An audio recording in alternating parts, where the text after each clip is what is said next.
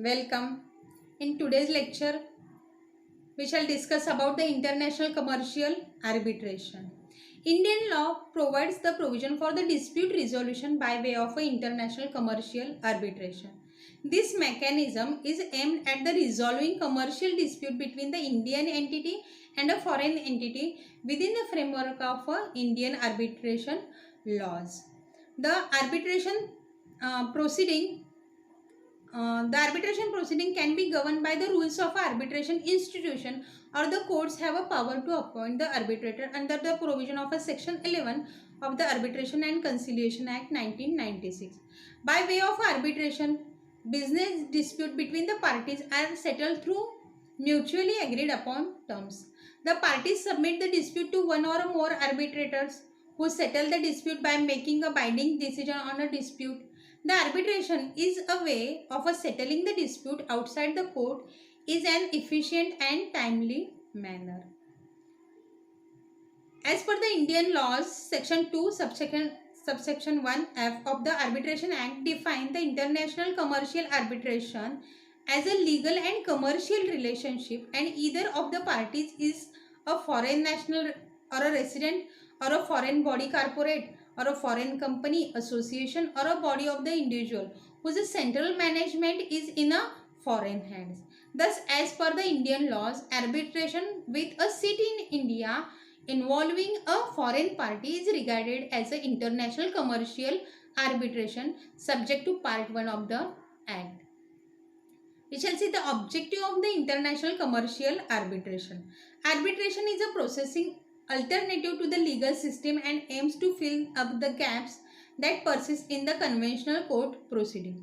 Various legal aspects of the commercial arbitration in India include the provision of a neutral dispute resolution forum against the local court, providing the parties with a commercial expert to judicate the tribunal, unlike the court that merely exercise the general jurisdiction.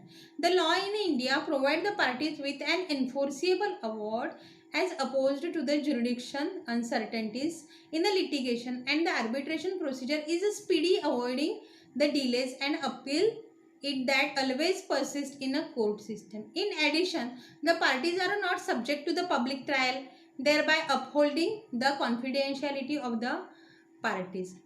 Then we shall see the provision regarding the arbitration agreement. Arbitration resolve the dispute following the adjudicationary procedure, affording the parties an opportunity to be heard. Thus, the arbitration agreement usually take the form of a clause in a commercial contract providing for the arbitration of a future dispute and include the submission agreements covering the arbitration of an existing dispute. The United Nations International Commission for the Trade Law as a model law adopted in 1985 and was subsequently revised in 2006. There are more than 60 countries that have adopted this model law that allows the comprehensive legal treatment of the international arbitral process. The model uphold the validity and enforceability of the arbitration agreement by providing guidelines for the competent arbitrators and absolute judicial non-interference. The parties have a choice of an arbitral seat in place of a arbitration, appointment of the arbitrator, and the provisional measures to be taken. The model only lays down an objective procedure for arbitration and evidence taking as per the application of the substantive law. Then we shall see the provision regarding drafting of the international arbitration agreement. Business lawyer and law firms work closely with the client for a drafting and review of the international arbitration agreement. During such a drafting, important consideration include the provisions such as but not limited to definition of the arbitration clause, scope of the dispute submitted to the arbitration, stating an arbitral institution and its rule, the seat of the arbitration, venue of the arbitration, method of appointment of the arbitrator, number and qualification of the arbitrators, language of the arbitrator, applicable law and jurisdiction. All these content should be included in a arbitration agreement. Then we shall see the international commercial arbitration with seat outside the India. There is a no generally applicable procedural code that applies to the international commercial arbitration worldwide. Each procedure is a tailored to specific cases that are distinct from the litigation. Thus, a specific country based on the institutional rules apply. This can be seen in the judgment of a Batania International versus Bulk Trading, in which it was held that Indian court have the right to use their jurisdiction to test the significance of the arbitral award made in India, even if the actual law of a contract is a foreign. The court recognized that the Part 1 of the Arbitration and Conciliation Act 1996 gives the effect to the United Nations International Trade Law United Nations Commission on International Trade Law model law, allowing the court to grant the interim relief even when the seat of international commercial arbitration is outside the India. We shall see the provision regarding the international commercial arbitration with a seat in India. The international commercial arbitration process in India begins with a notice of arbitration, which is sent from one party to another party to present the intention of the party to settle the dispute through the arbitration.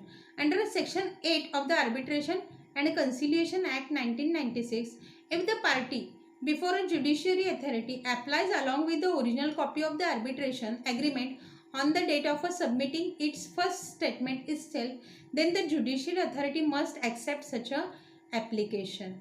As per the Act, Section 9 allows the interim relief to be granted to the party by the court.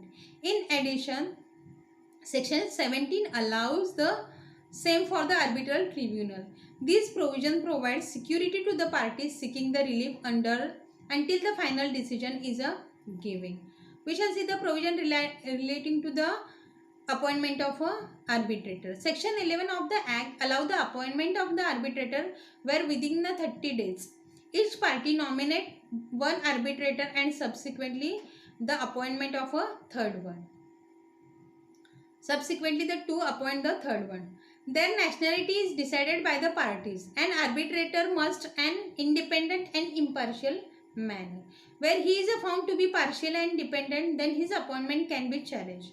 Moreover, he must possess the qualification agreed by the parties and solve the dispute in a time-bound period. The parties must be flexible in terms of a procedure, place, language of a arbitration as the arbitral tribunal decide the sequences the evidence to be examined. The parties can also settle the dispute through the mutual consent or the arbitral tribunal.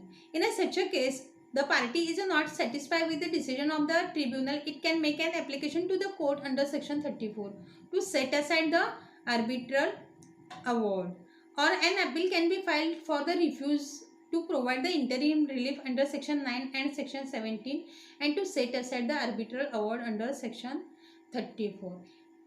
In the conclusion, we can say that with the changing time, there is an increase in the international dealing and contract that increase the need of an international arbitration to resolve the dispute at the international level. It is also provide the security to the parties where they can easily enter into agreement at the international level. The Balco case judgment is a very good precedent in this matter. According to it, parties while entering into arbitration do not face any inconvenient procedure. Thus, the parties not only adhere to the domestic judicial system but also engage in the international commercial arbitration for absolute redressal. Thank you very much.